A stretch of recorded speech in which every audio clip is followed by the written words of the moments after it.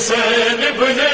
علی، ہر یزیدی فکر سے اب جنگ ہوگی، میں کیا حسین۔ بس ان پہلوؤں کے اندر اگر غور کیا جائے تب نبی اکرم کا وہ نورانی جملہ سمجھ میں آتا ہے کہ ان الحسین مصباح الہدی و سفینۃ النجاۃ، بے شک حسین ہی ہدایت کا چراغ و نجات کی کشتی ہے۔ تو آج امت مسلمہ کے سامنے یہ سوال ہے، کیا آج مسلمانوں کے اندر عقیدت حسین نظر نہیں آتی؟ کیا آج بالخصوص تشیع عالم کے اندر وہ عظیم عقیدت و عاطفہ جذبہ حسینی جو نظر آتا ہے، تو کیوں امت مسلمہ آج اس قدر مشکلات سے دوچار ہے کہ کبھی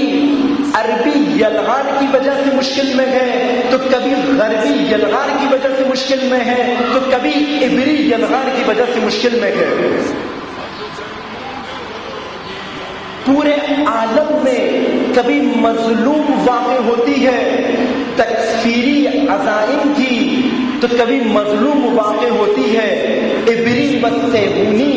عزائم و ناپاک ارادوں کی، اور کبھی مظلوم واقع ہوتی ہے مسیحی و غربی عزائم شیطانی کی۔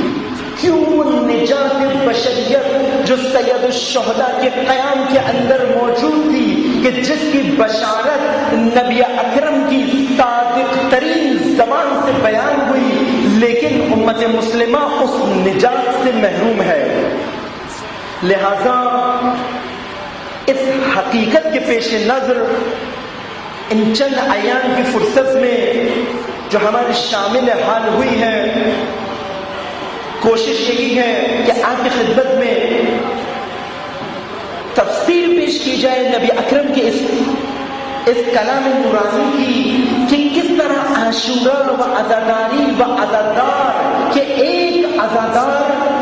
پوری امت مسلمہ کی ہر مشکل کی نجات کا حل ہے۔ کس طرح اس عزاداری کی صورت کو حقیقی سیرت عزاداری سے ملایا جائے، تاکہ وہ کلمہ حقیقی ہے نبی اکرم ہمیں آج کے دور میں اپنی صداقتوں کے ساتھ نکھرتا ہوا نظر آئے۔ لہذا ان مجالس عزا کا جو موضوع قرار پایا ہے، عزاداری راہ نجات امت اسلامی، عزاداری امت اسلامی کی راہ نجات، کہ جس قدر اس بندہ حقیر اور طالب علم کی توفیق شامل حال ہوئی، اس کی تفسیر آپ کی خدمت میں عرض ہوگی۔ درود بھیجو محمد و آل محمد کا۔